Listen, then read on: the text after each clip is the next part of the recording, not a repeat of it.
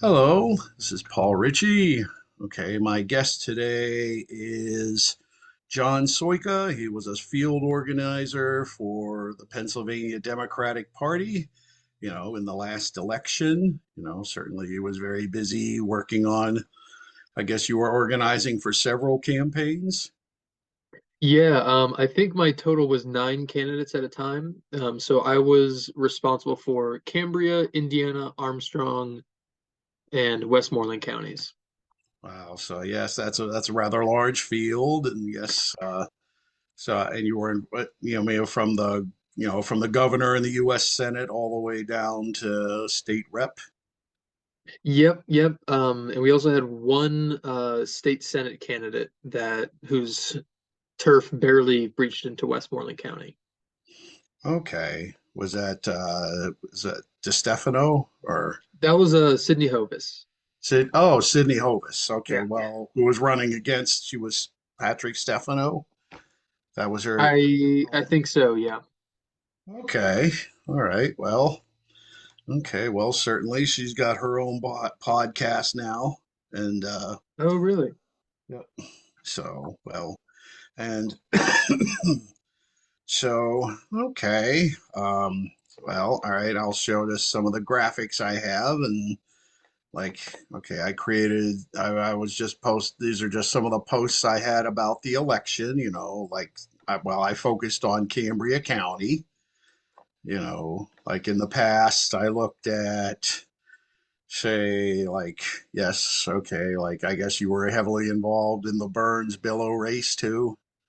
Not really, actually. Frank Burns didn't really want to work with our coordinated campaign. Okay. Well, yes, I knew well, I mean, certainly he tried to out Trump Renee Billow, by going Yeah, after you and you definitely call it that. so yes, well, apparently that works. So he did win lots of precincts outside of Cambria County. So this is what the precinct map for his district looked like. Interesting. So yeah, I mean, yeah, he won. Yeah, I mean, certainly. Yeah, I mean, Billow won a few districts, but precincts. But then down here, I contrasted that, looking at this is for the whole of Cambria County for the Fetterman Oz race, Hmm. and now you can see like Fetterman's vote was concentrated mostly in and around Johnstown, but but he Well, act that's where I was able to do the most work. So glad to see that. and yeah, he actually Fetterman actually won, he won the, like, if you just look at, say, the 17 precincts that cover the city of Johnstown city limits. He actually won there by a bigger margin than Joe Biden did in 2020. Like, he won by, I think, around 80 votes, but Wow. Fetterman won the city by about 366. So I wonder if this is some indication of some kind of political realignment going on, say, between Johnstown and the rest of Cambria County. Yeah, that's an interesting idea. I think we're starting to see that, but I also think that John Fetterman was just a really unique and exciting candidate for our Certainly. area. Mhm. So it may just be a one-off, but I definitely think that the issues combined with like his appeal in Steeltown, Johnstown was, especially Yeah. strong in this past election. Yeah, well, it was roughly the same margin that Hillary Clinton won. That Joe, it was, so Hillary Clinton's margin was roughly the same as Joe Biden's. So yes, okay. I mean, I'd have to look more at the Shapiro race as well. But that's something I will look at later. Yeah. I mean, I did notice, like, looking at the state, at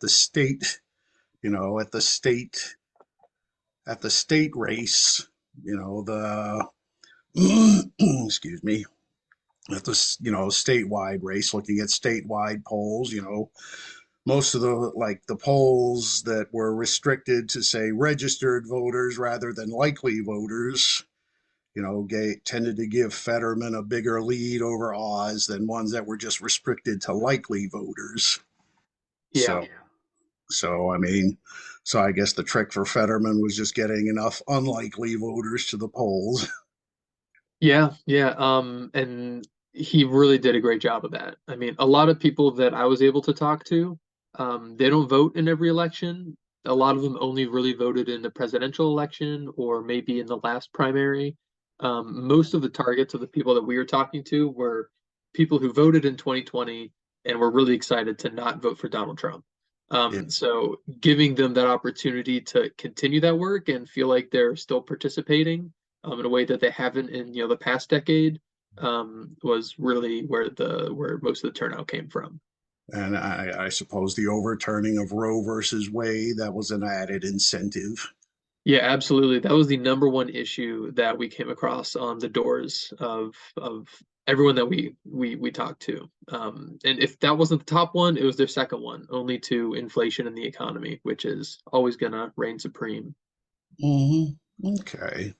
So yeah, I mean, yes, I do remember going to some of the rallies. And so how concerned were you after, say, Fetterman's debate performance? Like, were you concerned at all after that? Yeah, so me personally, I was not. I got to see I think the last half of it, I got home late that night.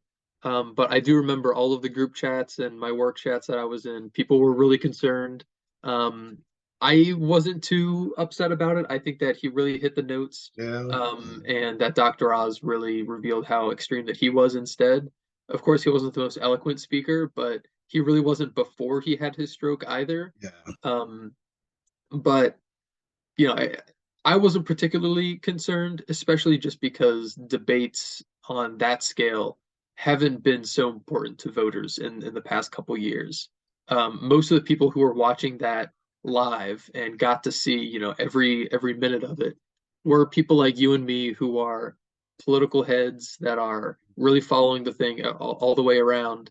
And the average voter doesn't have time to tune in and really pay attention to that. So they just get the sound bites afterwards, and the media really seemed to cover it about half and half of, yeah, John Fetterman didn't sound so good, but rather did Dr. Oz, and it's a toss up right now. So um, I do remember though there were a lot of people that I was working with who, I mean, they almost threw in the towel because they thought it was so poor. They were like, "Oh, we don't stand a chance. We're done for."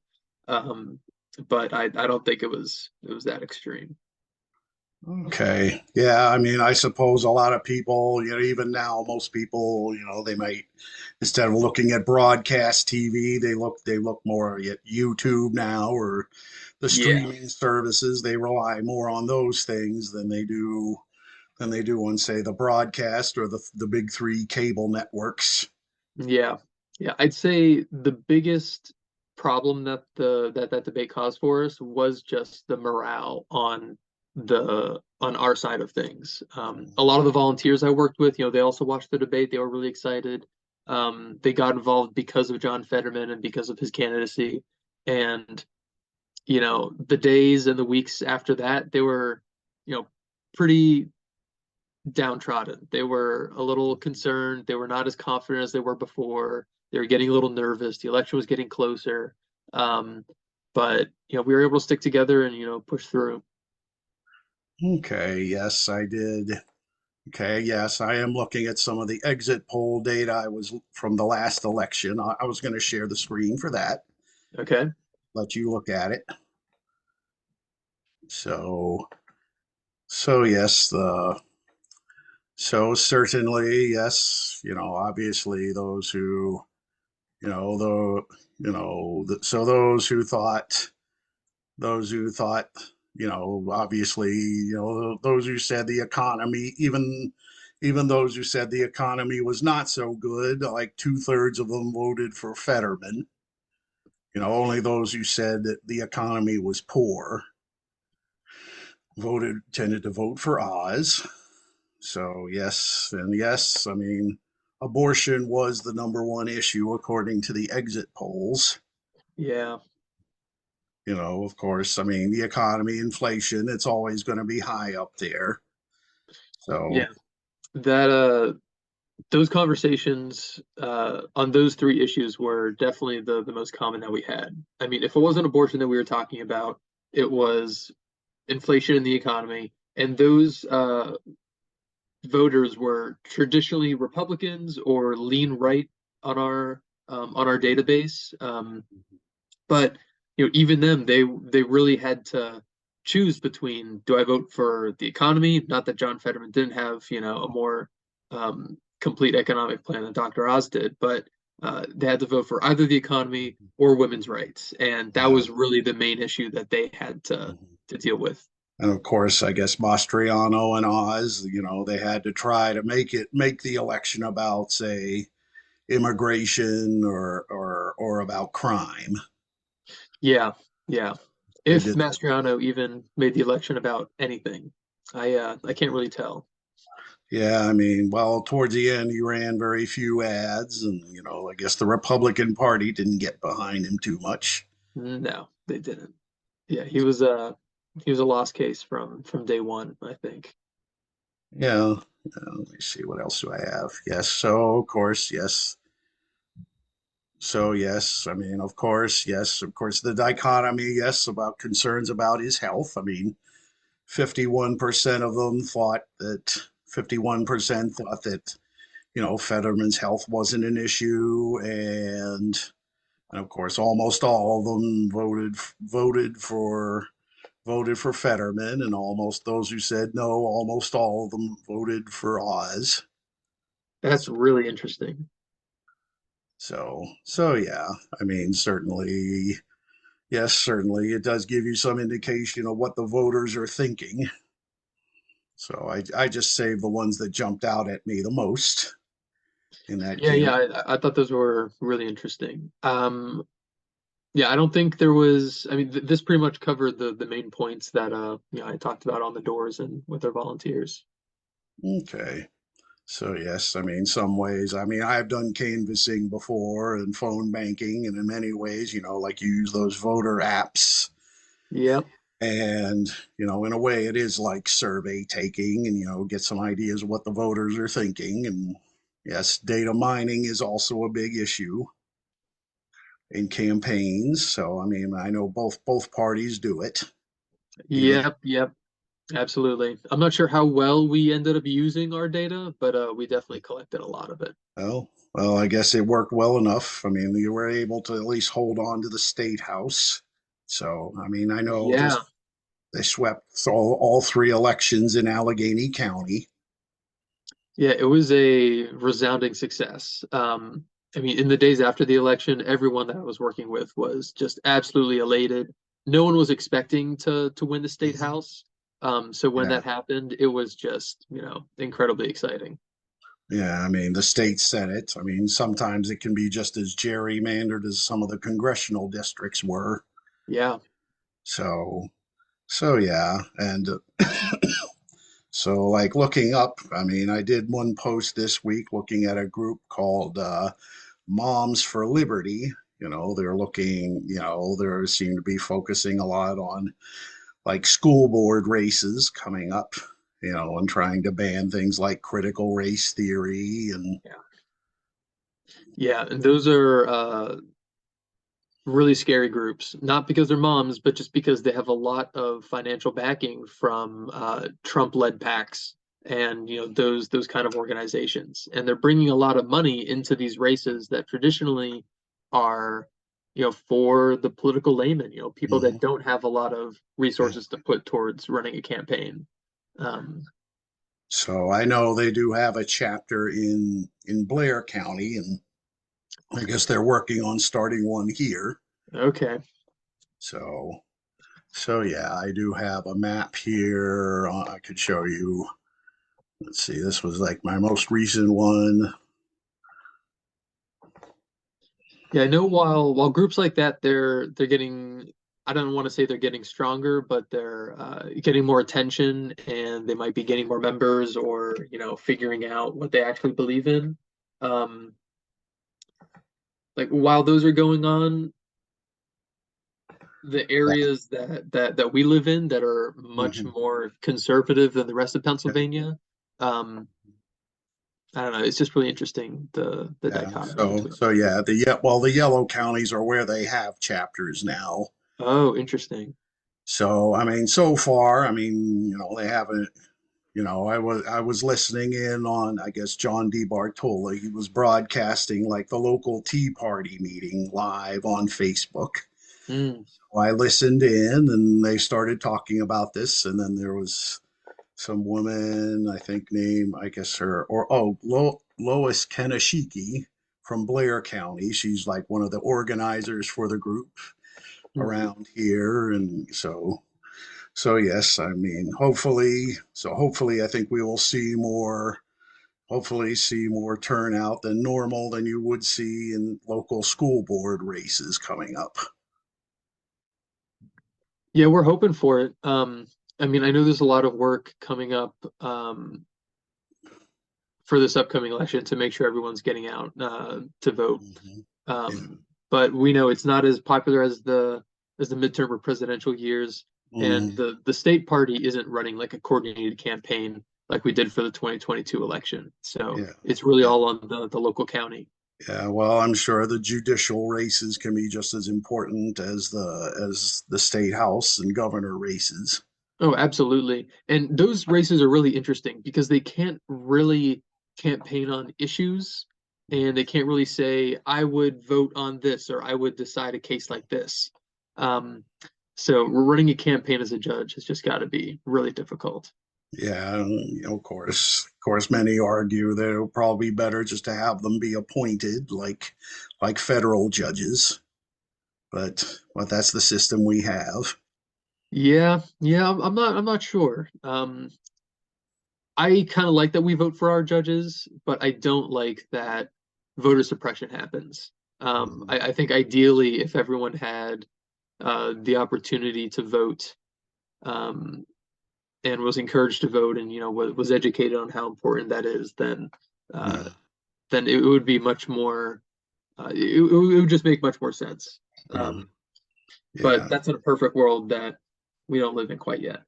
So I know there was talk about, the Republicans in the state legislature putting a constitutional amendment on the ballot for the primary about abortion, like some kind of abortion ban. Do you know if The it made it onto the ballot? I don't know if that made it onto the ballot. No. I don't think it's going to be on the primary ballot. It may be on the one in November, but I'm not certain on that. Okay, I know. Well, of course, may have a harder time passing now. Like I forget how it works with the state legislature, but I think someone told me it has to be like two straight legislative sessions. They have to vote for it, and then it goes on to the ballot, like in the next election. So I mean, if they have to vote on it again, it would be hard to get through a Democratic controlled state house. I mean, Frank Burns would probably vote for it, but Yeah, he might. But yeah, it's a really worrisome thing that our legislatures would even think about pushing something like that through. I did see though there's a study, and forgive me, I don't quite remember exactly which source I found this from, but when Oklahoma had their constitutional amendment to ban abortions in some capacity, when that was rejected, a lot of the studies showed that a lot of the voters still voted for Republicans who mhm, advocate for banning abortion. So yeah, as a single issue, it's something that the average person they mhm, agree that the right should be up to the woman, and abortion mhm. should be fairly accessible.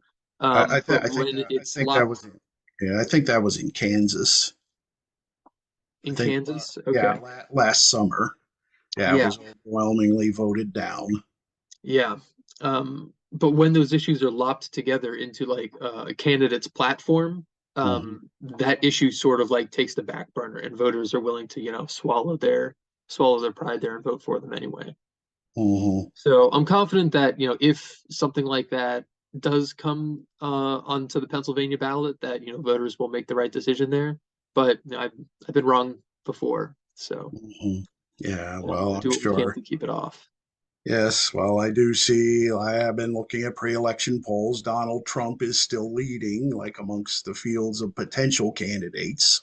Mm. I mean, I'm sure it may be clear once you have enough actual candidates in the race.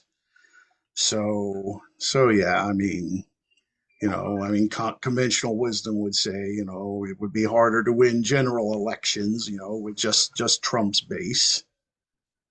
So, and yes, I mean, I have, tried to look at both sides of the issue and try to look at, just trying to get more people involved. I did try to get, like, I have a cousin who was actually Dr. Oz's campaign manager. Kicked Yeah, that's right. How's he doing these days?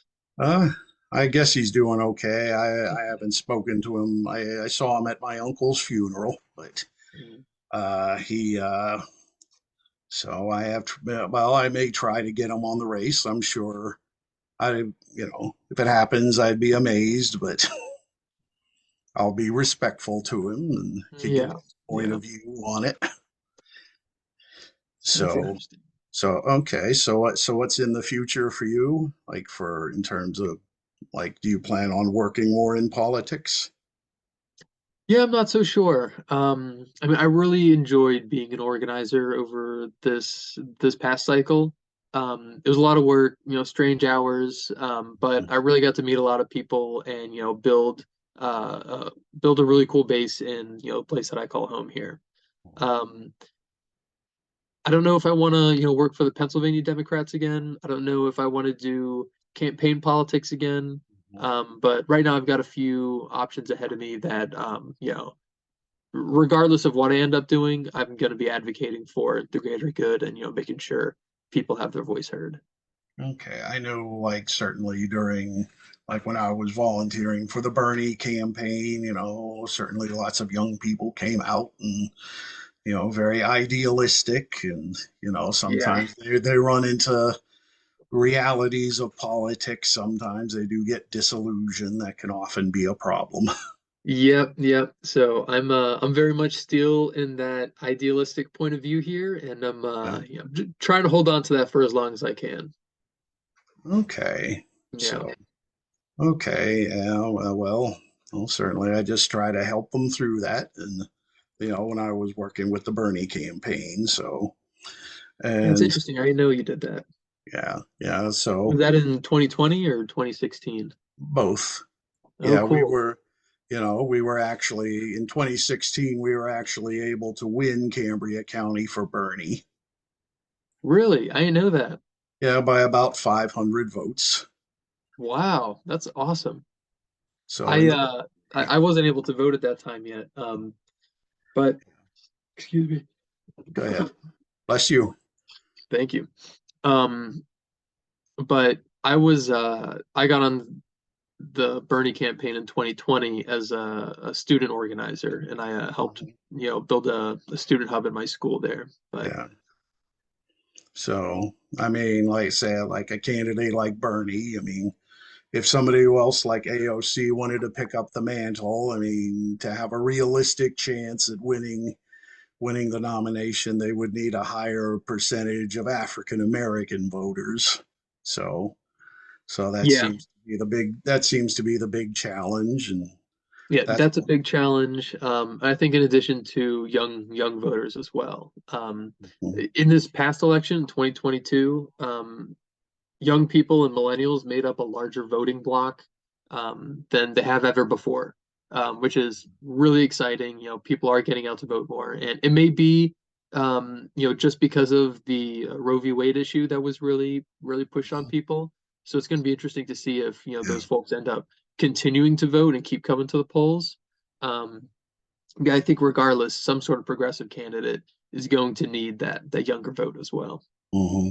I mean, I know, like, of course, the National Party, they moved the presidential primary, like, They tried to place South Carolina as the first presidential primary. Yeah, I saw that. So certainly something like that would probably benefit someone like if Biden were to run again, or if like Kamala Harris were to run, it would certainly benefit them. Yeah, yeah. I don't know. I'm not so sure about, who's going to run or, what their chances are um, or what kind of speculation to make. But it's going to be exciting, and the news is going to break soon, I think. Yeah, well, I know, yeah, I'm sure, like certainly like listening to Lois, that woman, the organizer Yeah, for Moms for Liberty, certainly they're going to be very much behind Ron DeSantis.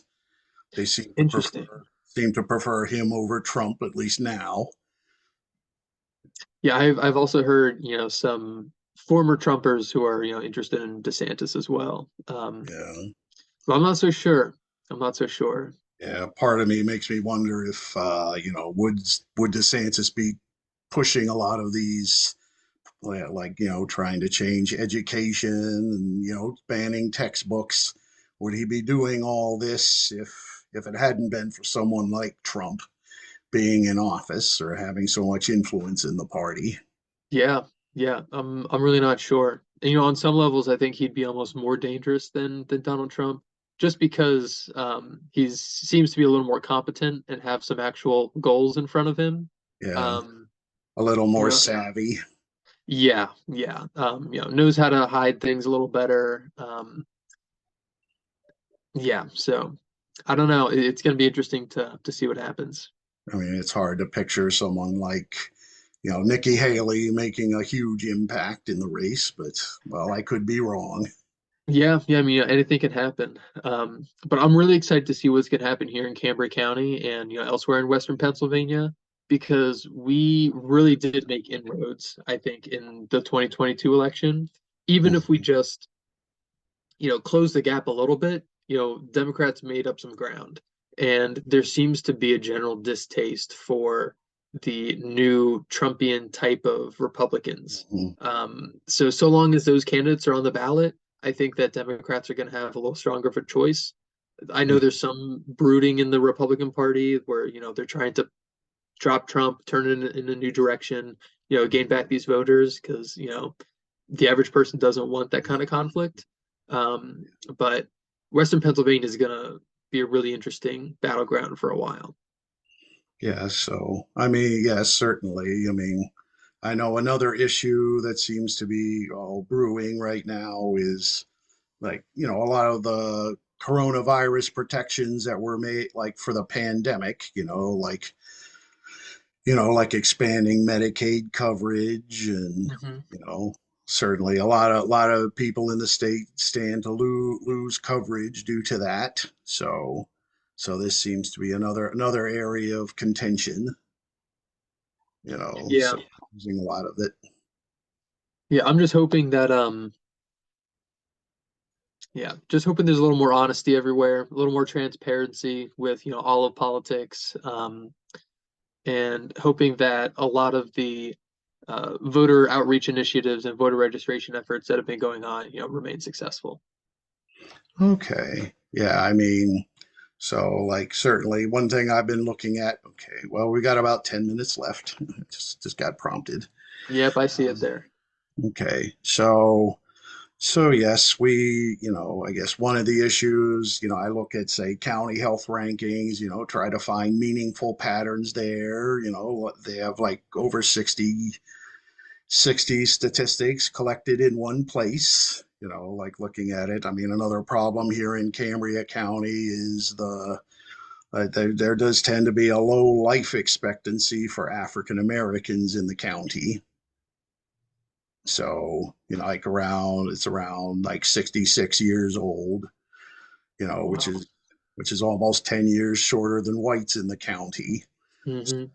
So obviously, I think policies will need, I do think local leaders and state leaders do need to be trying to craft policies to address these issues. Yeah, absolutely. And that is a trend that we're seeing all across the country. Um, but something I think that could help solve that issue, along with many others, is a greater focus on environmentalism and environmental protection and conservation, and greater access to recreation and things like that. Mhm. Just Yeah, clean air, clean water, clean food, all of that stuff yeah. can go a long, long way. I know I guess they are talking about trying to promote the areas in it like something for recreation, like trying to promote the park around the incline plane. So, Yeah, yeah. I know the Ghost Town Trail is a big boon for the commissioners around here too. mhm. Yes, I've ridden my bike on it many times. Yeah, I'm right off the trail. I can, be there in 2 minutes from my house, and it's awesome. I love it so Yes, much. especially in the fall with all the pretty colors. Yes, yeah. Okay, well, I think I've covered everything, everything I need to cover. Is there anything you would like to discuss specifically? Well, what did you see on the ground? Like in this past election, and do you have any predictions coming up of, what direction is Cambria County headed in? Well, I mean, certainly, I mean, unless there's a big infusion of capital, the area is not really going to return to its glory days, say in the 1920s. Hmm. Johnstown had 67, excuse me, had 67,000 people back then, compared to 19,000 today. And, some people I do feel sort of cling to that past. And, that's one thing Donald Trump was able to use. And, with all those promises of bringing all the steel and coal mining jobs back, he was able to woo them with that. Yeah. And, this, I do think, we just have to stop clinging to the past. And, I mean, I don't think we need to have, say, like 1 million people in this county to make life better necessarily. But, we do just have to try to address you will have to address some of the inequities in the area. Yeah, You and know, just look forward. I mean, like we have a strong future ahead of us, and we have a lot of people that care about this area too. Mhm. Um, so the capacity is definitely there. I mean, one issue I noticed, like a lot of the housing authority, like the federal, like for, they've been attracting people, like recruiting people to come here from places like Philadelphia, lots of African Americans who live in public housing, to come here, because Hmm. there's room for them here. So I wonder if that may be at least part of what might be driving like a bigger margin for someone like Fetterman. Yeah, only time will tell. Yeah, I wonder what kind of data we could look at to figure that problem out. Yeah. So, I mean, of course, a lot of people were shocked, like when Trump carried the county with 2/3 of the vote, and a lot of the news media came here. Even like Katie Couric came here to film a documentary about the area, Yeah, and like people were shocked. How could a county that was once so reliably Democrat vote so overwhelmingly for Trump? But yeah, certainly I just feel like, there's, I guess maybe it's partly just like a sense that individuals here were abandoned by the national party, and, like Clinton, like supporting things like NAFTA, which were yeah. wasn't really kind to this area. So, Yeah. And I really had that on the doors. A lot of Democrats were really reluctant to work with us or consider our candidates, or Republicans had switched because the National Party and the state party even has really left out Johnstown, Cambria County, Indiana County, rural Pennsylvania. They've really put a strong focus on Philadelphia and a little bit on Pittsburgh because that's where the people are, that's where the voters are, that's where the Democrats are. It's not where they always were, but that's where they've all gone because they don't feel safe living here in Johnstown and Evansburg anymore. mhm. Um, so I think that any sort of resurgence of the Democratic Party in Pennsylvania is going to have to include rural communities, because those are really the ones that they didn't quite push John Fetterman over the edge, but he they gave him the lead that was just a resoundingly strong, yes, we want this person to represent us. Um, Mhm. so So I yeah, really, yeah. I Oh, mean, like the 33% he got in this county certainly does, it is significant, to help. Plus, with the votes he got in Philadelphia. So, yeah, yeah, but also in like the 50 some other rural counties that Democrats haven't been to in a long time. I mean, his campaign slogan was every county, every yeah. vote. And I think he visited every county but one or two. Yeah. Um, but no one's really tried that in a long time, and that's how democracy is supposed to run. What was Shapiro? So Was Shapiro like using that strategy? Would you say? I wouldn't say I wouldn't quite say that. I mean, he still definitely got around. He showed up in rural communities, and Hmm. got to talk to everyone who was important. And in my area that I was organizing, Deep Red Trump Country, he was there pretty often. Um, but I don't think he was quite as aggressive as John Fetterman was. One, because his race didn't need to be. I mean, Doug Hmm. Mastriano just did not put up as much of a fight as Dr. Oz did. Um, Hmm. but yeah, I think that's pretty fair to say. But yeah, rural communities are really going to have to, you know, stay voting and stay an important block here. Okay. Well, we're just about out of time. All right, I'm going to stop recording All and right. okay, and then we'll. All right, and then and we'll say our goodbyes. All right. Well, thank you, John, and well, we'll keep in touch. Yeah, thanks, Paul. I truly appreciate it. When do you think, you're gonna publish something that you're gonna do with this? Either like later today or tomorrow. Cool. Sounds good. Well, I'll keep my eyes out.